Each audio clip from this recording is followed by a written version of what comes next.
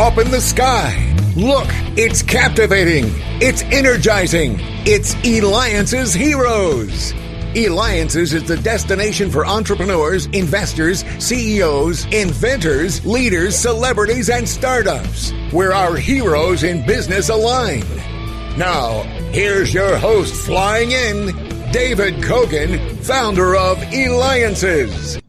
That's right. That's my preferred mode of transportation, flying in. Make sure that you go to Eliances.com. That's Eliances.com and click on radio, where you can also see and view past interviews. I'm very excited today because we have with us, we're doing the Experian Identity Report today. And as you know, these special reports include interviews with the world's leading experts about the game-changing impact of identity and the need to use reliable data to make confident decisions that safely accelerate the customer engagement.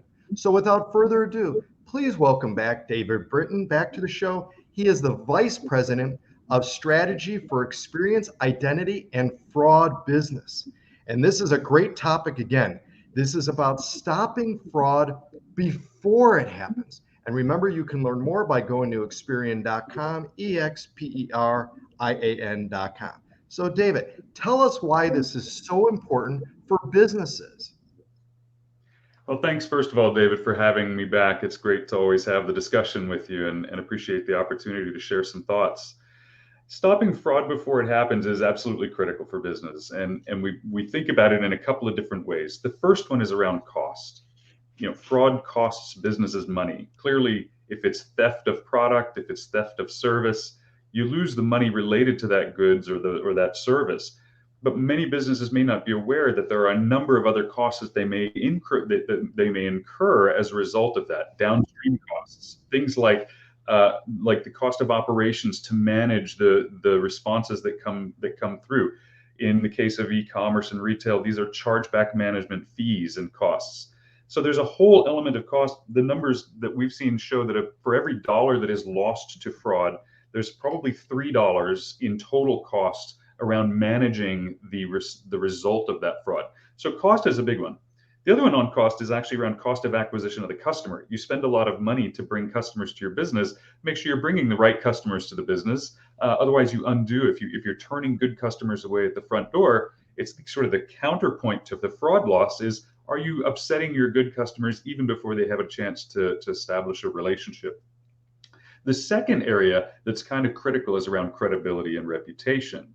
So if you're a business that's suddenly under significant attack from fraudsters, you run the risk of losing credibility with your vendors that you work with the service providers, the people that are processing payments on your behalf.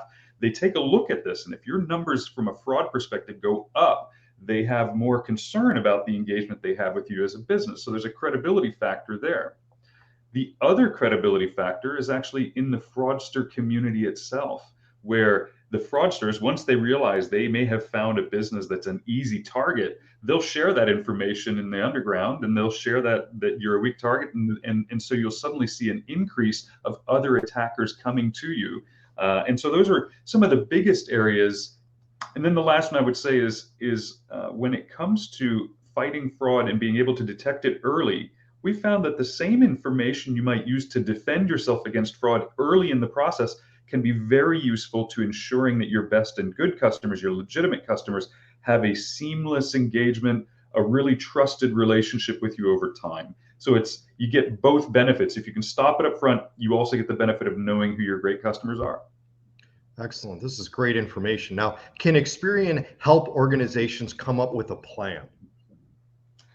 Absolutely. Yeah, we've got a whole team of experts across a number of vertical industries. So whether you're in the financial services space, whether you're in the fintech space, in the e-retail space, e-commerce, travel, we have a whole slew of experts that are available to be able to talk through what's your outcome, what's your desired outcomes, what is your strategy you currently have in place, how do you want to modify that, what are your growth plans as a business? Are you hoping to expand into new geographies or new product offerings? Is there a risk that's inherent in those? And so we have a team that can certainly help walk you through those things as you think about the portfolio that you're trying to protect, the portfolio of services you have to offer, you want to protect, and then how we might be able to layer the right solutions together for you.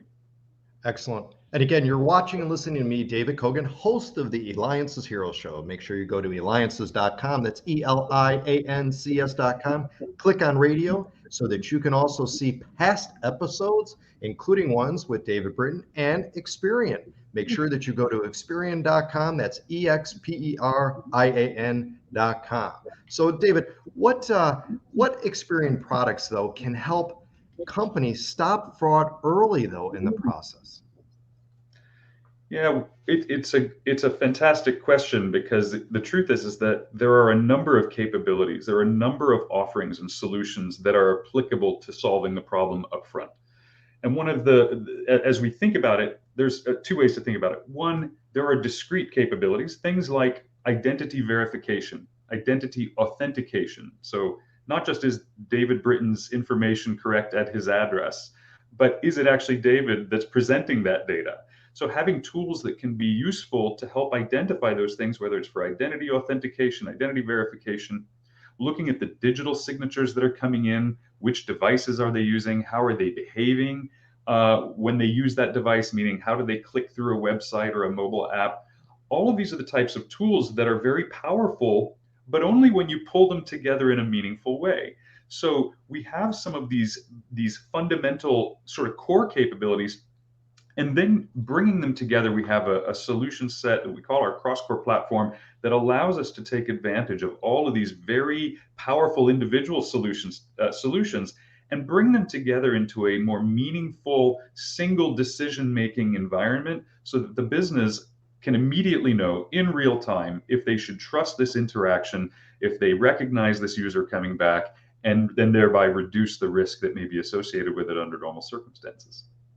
This is fantastic information, very useful, because many of our listeners own businesses or obviously work in businesses and that. So, and I'm sure probably have experienced some type of fraud. So what else, though, would you like to share with our audience about this critical topic?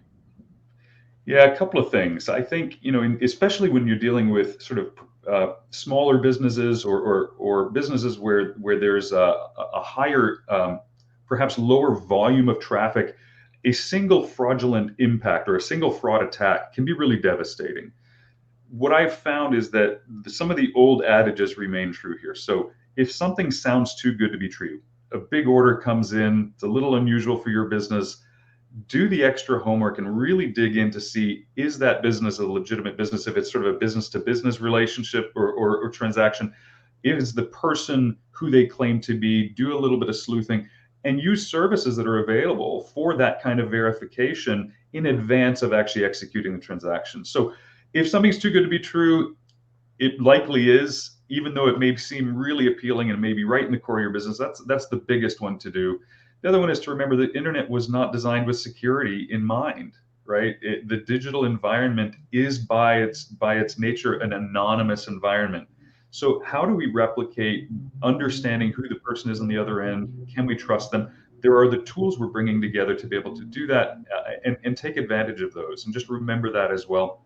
And then the last one I would say is remember that fraud prevention doesn't have to equal sales prevention. A lot of times these things are seen in conflict with each other. Our belief and the evidence plays this out. If you can do a great job of understanding what to look for to detect fraud, that same data, those same signals, the same information can be incredibly powerful for ensuring even better sales over time, stronger customer relationships with better upsell opportunities, and so on. So those are kind of the things we would want people to take away.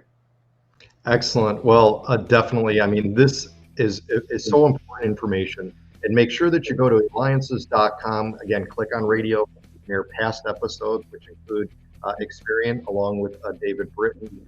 Make sure, again, you click on that. And this has been the Experian Identity Report with David Britton, Vice President of Strategy for Global Identity and Fraud at Experian. A lot going on, and they're here to help. So make sure you go to Experian.com. Again, that's Experian.com. This has been David Kogan with Eliances. Thank you.